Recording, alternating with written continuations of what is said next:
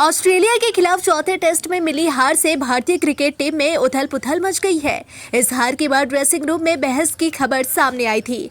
यहां तक कहा गया था कि कप्तान रोहित शर्मा और हेड कोच गौतम गंभीर के बीच विवाद हो गया है। इस बीच सिडनी में खेले जाने वाले 5वें टेस्ट से पहले गौतम गंभीर ने प्रेस कॉन्फ्रेंस की। गंभीर ने पीसी में पत्रकारों के तीखे सवालों की बड़ी बेबाकी से जवाब दिया। तो चलिए अब आपको बताते हैं कि आखिर उन्होंने क्या कुछ कहा। दरअसल गौतम गंभीर ने कहा कि ड्रेसिंग रूम की बहस सार्वजनिक नहीं होनी चाहिए।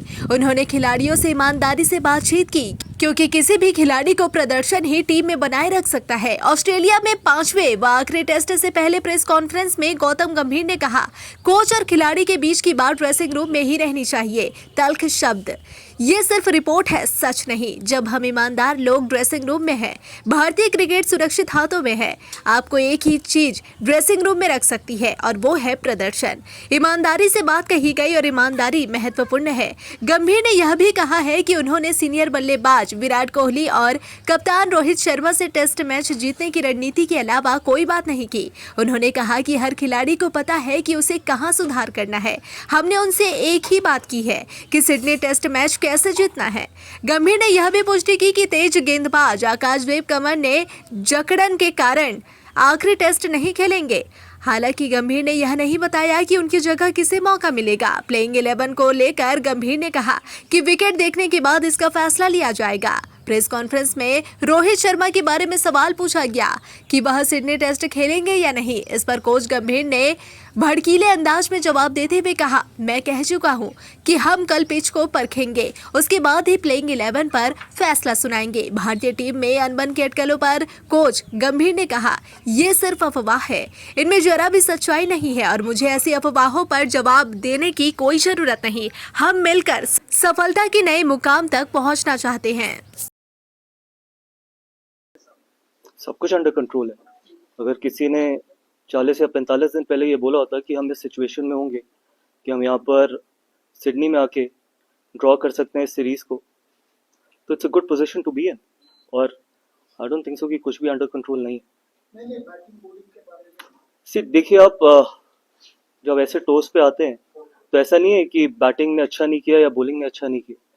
अगर बैटिंग ने और बॉलिंग ने अच्छा नहीं किया होता तो हम 2-1 नहीं होते, एक टेस्ट मैच नहीं जीते होते या 2-1 डाउन नहीं होते हम, और वर्स्ट सिचुएशन में हो सकते थे। तो जैसे मैंने बोला कि आई डोंट थिंक सो कि इतना कुछ वरीसम है।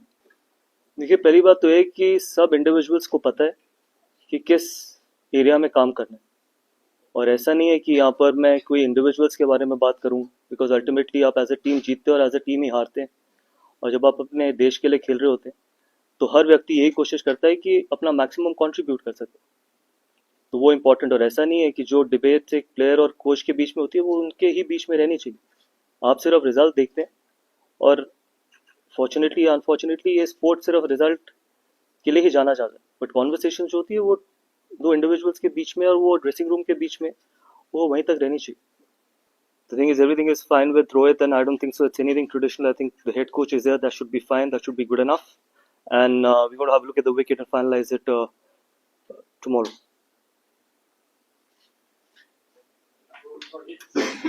Sorry?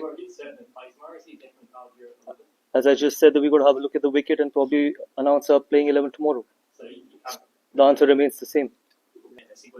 देखिए, सिर्फ एक ही कॉन्वर्सेशन हुई है कि हम अगला टेस्ट मैच कैसे जीत सकते हैं, और इसके अलावा कोई भी कॉन्वर्सेशन नहीं, क्योंकि हम सब जानते हैं कि ये वाला टेस्ट मैच कितना इंपॉर्टेंट है, और उसके अलावा कोई भी कॉन्वर्सेशन नहीं।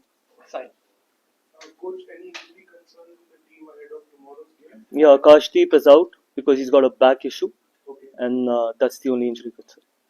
See, I'll tell you one thing. I think Indian cricket will always be in safe hands till the time we've got honest people sitting in that room. And honesty is the most important thing for any transition.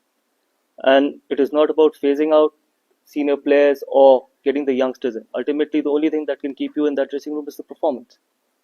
And it starts from all of us, not only from the players, from the coaches as well. And I said that Indian cricket, the kind of talent there is in Indian cricket, I think we will always be in safe hands. Yes, there'll be times when we might not get the results. There'll be times where we will have to be patient. And more importantly, I think rather than only criticizing the young players, I think we got to give them time to develop as well.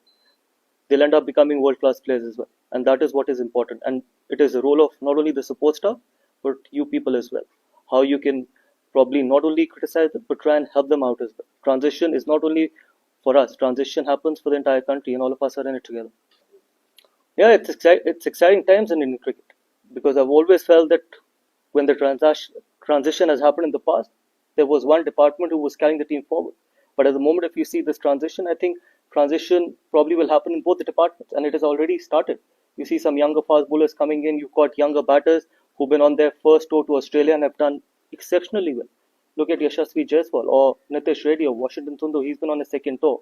So Akashdeep's bowled really well, Harshit. So I think that the conversation that has happened is only around how we can play well in this series.